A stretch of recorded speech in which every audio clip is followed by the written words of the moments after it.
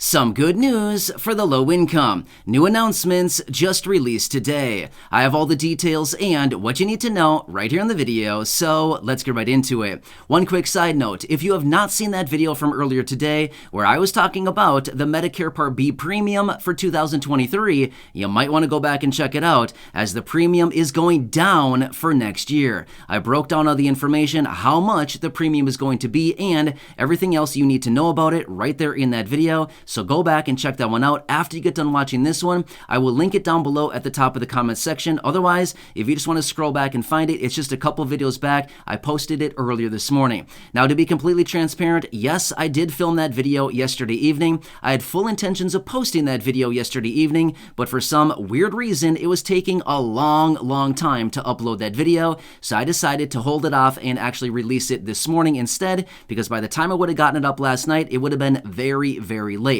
Anyway, just wanted to be transparent. As I say in my videos, I always want to be here for you with my honest, accurate, reliable, and transparent information that I'm bringing to you right here in these videos. All right, so with that being said, let's get into the rest of the video here and talk about some other good announcements that were just released today that'll also impact the low income in a good way. There's some good things going on right now. All right, so first off, the House of Representatives and the Senate are currently working on a continuing resolution to keep the government funded through December 16th and to avoid a potential partial government shutdown on Saturday, okay? Now, this is a good thing because in the event of a partial government shutdown, it may have impacted slightly the delay of SNAP benefits. Not Social Security, not retirement, not SSDI, SSI, VA, RRB, not those benefits, but rather SNAP benefits. It may have delayed the delivery of those payments a little bit, but we don't need to worry about it. They're going to come together on a continuing resolution, otherwise known as a CR, to keep the government funded at the current rate out until December 16th. That is some good news, right? Now, they will likely be voting on this either tomorrow or on Friday, and again, I will keep you posted as I do get further details. However, one more quick side note that I want to throw in there in this continuing resolution, in the CR. Now, a lot of times we feel like, these lawmakers, they don't really care about us, right? Well, let me throw this out there. I was surprised to see this, to be honest with you. So within this continuing resolution, they added $1 billion in there to help low-income households and individuals pay for their heating bills. I like it. So I'm not sure if this $1 billion is going to be going into the LIHEAP or Low Income Home Energy Assistance Program. I'm not sure where that $1 billion is going to go, but they did say right there in it that they're adding $1 billion for the low income to help with heating bills. So I don't know. Not sure where that $1 billion is going to go or how it's going to be accessible. But again, let me dig into it further. As I get more information, of course, I'll be right here for you, breaking it down so that you can grab your share of the $1 billion, right? Why not, right? $1 billion is a ton of money. You can probably grab some of that. So anyway, let me do some more research on that. And as I find more details on it, of course, I'll bring it to you. But honestly, I was a little bit surprised to see that, considering all the spending that they have in there, all of a sudden $1 billion for the low income. I was like, hey, maybe they care like a teeny tiny bit. Maybe they actually do care a little bit. So anyway, as I talked about in that video just the other day, energy prices and heating bills are going to get even more expensive this coming winter. So, hopefully it'll help out a little bit. Anyway, I'll keep you posted as I do get more details on that. Now, next, this week alone, the White House and President Biden is going to be hosting, or they are currently hosting, a conference on hunger, nutrition, and health. Sorry, I was almost forgetting what I was supposed to say. Hunger, nutrition, and health is they're having a conference this week on that. Now, the last time that the White House and the president had a conference like this was way back in 1969 with Richard Nixon. Now, let me tell you the details about this, because as a result of this conference that they're having right now, there's actually some pretty cool things coming out of it as a result of the low income yet again. Let me tell you the details on this. So their initiative right now is to completely eradicate hunger in the United States by 2030. So in 8 years or so? Not even 8 years. In 7 years, they want to completely eliminate hunger in the United States. I'd love to hear from you down below in the comments section. Do you think that this is achievable? I'm going to be honest with you. That seems like a very ambitious goal. I'm not saying it can't be done. It absolutely can be done. But we've had hunger in this country for how many decades? And they want to completely eradicate it in the next 7 years? I mean, it'd be awesome. That'd be really nice. But again, I think it's very ambitious. And again, We've been dealing with this in this country for a very, very long time. So they really need to step up to the plate here, and they need to swing for a grand slam and then slum. You know what I mean? I mean, they need to swing for the fences like 6 fences back. You know what I mean? They need to go for a big, big hit on this one. So anyway, that is their plan to completely eradicate hunger by 2030. Okay, that's not that far away, right? It's coming fast. Now, another a little bit of research that was released was showing that in 2021, 10% of households were posting hunger issues, as in food insecurity. They did not have enough food on the table over the course of a week or a month's time, right? So 10% of households just in 2021. So, they got a lot of work ahead of them. And again, hopefully they can get something done about this. But as a result of this, guess what they're going to do? They're going to expand things like SNAP benefits. We've been talking a lot about SNAP benefits this week.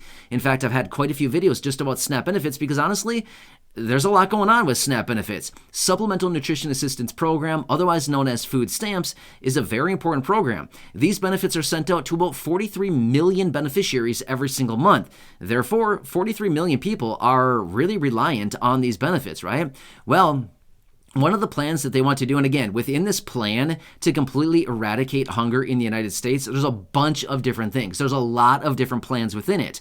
However, one of the plans is to expand SNAP benefits. In other words, more money going out to those people who receive SNAP benefits. Now, I'm going to be honest with you, I did not see a dollar amount. I did not see a percentage raise. I did not see any details like that as far as how much they want to increase SNAP benefits. I didn't see the details, but I'm hoping that'll be released here sometime soon because I'm kind of curious, because realistically, if they want to eradicate hunger in this country, number one, they got to open up the SNAP program for a lot more people, and they need to make sure that those people who are low income or who are already eligible for SNAP benefits start getting those benefits. Number two, they need to raise the minimum benefit for SNAP from $23 to up $400 for an individual. I mean, seriously, I'm not even sure what the minimum should be, but I know for a fact it should be more than $23, right? So, yeah, I think we can all probably agree. There's no way that they're going to achieve their goal by having a minimum SNAP benefit of $23. Nobody is going to be not hungry over the course of a month by living on $23 for food every single month. And don't get me wrong, I don't want to say that we're not grateful for it. We're certainly grateful for the $23. But seriously, let's be real with ourselves for a second. We need more than that, right? So I'm not sure what the plan is, but apparently they know what the plan is, and this is their objective going forward with this conference that they're having at the White House right now this week. So again, as they wrap up this conference, of course, I'll get more details on this thing. I'll dig deeper into this. I will find more details on this, and I'll find how much they want to increase SNAP benefits or how much they want to expand this program. Again, I'm looking for a dollar amount or I'm looking for a percentage. Realistically, it's probably going to be more like a percentage because I want to know, do they want to raise benefits by 50%? Do they want to raise the minimum benefit up to maybe $400, like $100 per week for an individual, something like that? Honestly, I'm not really sure. That's, again, why I want to dig into this a little bit further. But collectively, this is all some pretty good news because we've talked about this before in previous videos. There's a lot of different things that they could be doing right now, like when it comes down to Social Security benefits. Of course, yes, a higher benefit would be great. But here's the thing. Even if they kept your Social Security benefit or your SSDI or your SSI benefit the same, and let's just say that they gave you, $400 a month from SNAP benefits as an individual, maybe $800 a month as a married couple, or maybe as a household of three, $1,200 a month, or as a household of four, $1,600 a month, what would that do to your household? Now again, if you're living on a fixed income benefit, think of this. Rather than spending a huge percentage of your, let's just say, SSDI or retirement or SSI benefit on food every single month, let's just say that all of your food was all of a sudden covered by the SNAP program. It was all loaded onto your EBT card, and then all of a sudden, all the food that you wanted to buy throughout the course of the month was already on, essentially the money was there on that card for you. Therefore, you didn't need to dig into your small, say, $900 SSDI or, $1,000 retirement benefit or your $841 SSI benefit to pay for food. Now, all of your food is covered. That just means it gives more leeway, as in you have more of your benefit to spend on other things like utilities and housing and gas for your car and a car. I mean, seriously, clothing, shoes. I mean, maybe the occasional entertainment, every so often, something like that. So the fact of the matter is, it would come down to it where, your benefits, maybe if they're not even raised up a little bit, at the end of the day, if your SNAP benefits were raised up, it would still translate into more money coming into your possession every single month, right? So for example, let's just say that you're receiving right now $841 from SSI, and you're getting the maximum SNAP benefit of the $281 as of the new fiscal year, right? So you're getting, let's just say, what does that come out to? I don't know, $1,100 a month, roughly. I'm just kind of roughly mentally, calculating that in my head. You're roughly getting about $1,100 worth of benefits. Let's just say that they raise the SNAP benefit up to, say, $400. Now you're getting like over $1,200 a month, right? Not bad. Now all of a sudden you can think like, hey, my food is covered by my SNAP benefits, and now I can use the rest of my SSI benefit for all of my other living expenses.